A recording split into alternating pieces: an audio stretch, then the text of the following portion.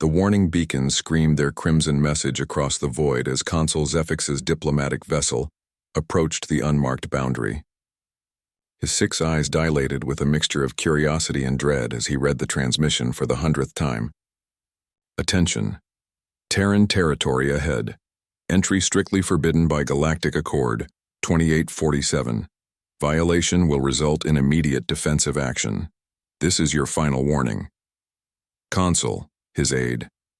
Velcrim chittered nervously, mandibles clicking. Perhaps we should reconsider. The humans have been unpredictable since the isolation decree. Zefix's tentacles writhed with dismissive authority. As the Galactic Consul for Sector 7, he had negotiated with 1,000 species across 10,000 worlds. These humans were nothing more than a primitive species that had somehow stumbled into faster-than-light travel barely 3 centuries ago. The Galactic Council's decision to quarantine them after the Kepler incident was purely precautionary. How dangerous could they possibly be? Set course for the 3rd planet, Zefix commanded. It's time someone reminded these mammals of their place in the galactic hierarchy. On the bridge of the Terran defense station Prometheus, Lieutenant Commander Emma Chen watched the alien vessels approach with calculating eyes. Her fingers danced across the holographic interface, pulling up threat assessments and defensive protocols. "They're not responding to our warnings, Commander," reported Ensign Ryan Torres from the communications station. His young face was tense but determined. "Standard diplomatic channels are open, but they're maintaining course and speed." Emma's jaw tightened. 300 years had passed since humanity's first contact with the Galactic Council.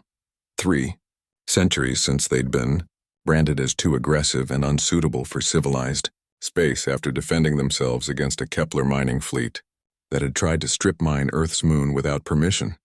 The galaxy had quarantined them, expecting humanity to wither and die in isolation. They had been wrong. "Ryan, patch me through to Admiral Harrison," Emma ordered. "Tell him we have a Code 7 situation." "Already connected, Commander," came the gruff voice through the comm. "I've been watching. Our guest seems determined to make this interesting." Emma smiled grimly. "Shall we give him the full tour, sir?" "Light it up, Commander. Show him what 3 centuries of human ingenuity looks like." Consul Zefix barely had time to register the energy readings before his ship's sensors went haywire. What he had assumed was empty space around the human system suddenly blazed to life. Massive defense platforms materialized from stealth fields, their surfaces bristling with weapons that defied conventional physics. Artificial gravitational wells appeared from nowhere, gently but inexorably slowing his vessel. Most disturbing of all, his ship's AI began reporting impossible readings. Technology that shouldn't exist, energy signatures that violated known scientific principles. "Consul!" Velcrim shrieked. They're jamming our quantum communicators. How is that possible?" Before Zefix could respond, his main screen flickered to life. A human female appeared, her dark eyes sharp with intelligence and warning. Behind her, a younger human male worked at controls that looked disturbingly advanced. "Consul Zefix of the Galactic Council." Emma's voice was calm, professional, and utterly terrifying in its confidence. "You were warned. Multiple times. You chose to ignore those warnings. You dare threaten a representative of the Galactic Council?" Zefix sputtered, his translator struggling with his indignation. "You're nothing but an isolated primitive." "Primitive?" Emma's smile was sharp as a blade. "Ryan, show our guest the sensor readings from his own ship." Ryan's fingers moved across his controls, and suddenly Zefix's own sensors were feeding him data he couldn't comprehend. The human ship wasn't just advanced.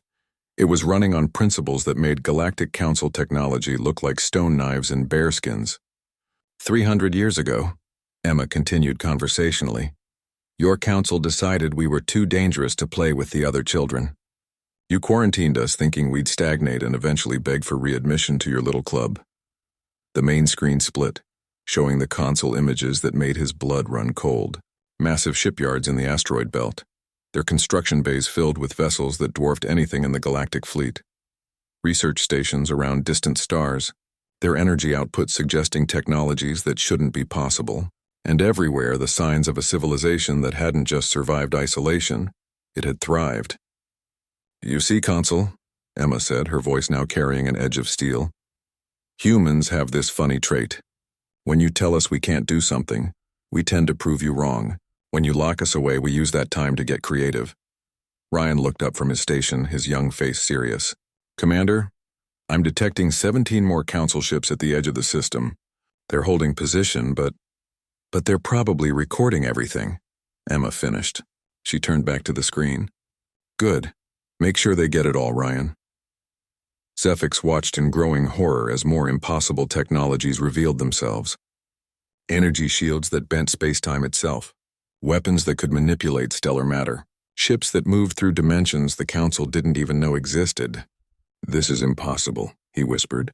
Our scientists said. Our models predicted. Your scientists, Emma said softly, never factored in human stubbornness. You gave us 3 centuries to prepare for this moment, Consul.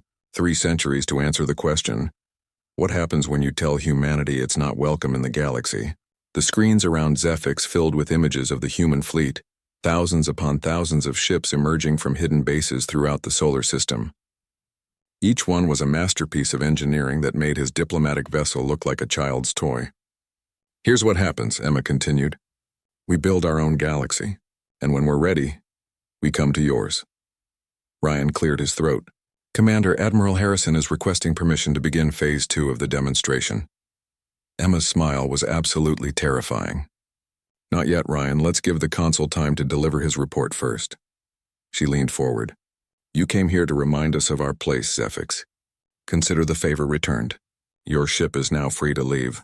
We suggest you use that freedom wisely.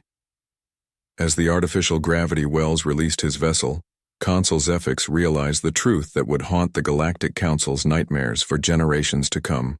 They hadn't contained humanity. They had given it time to evolve beyond their comprehension, and now the humans were coming.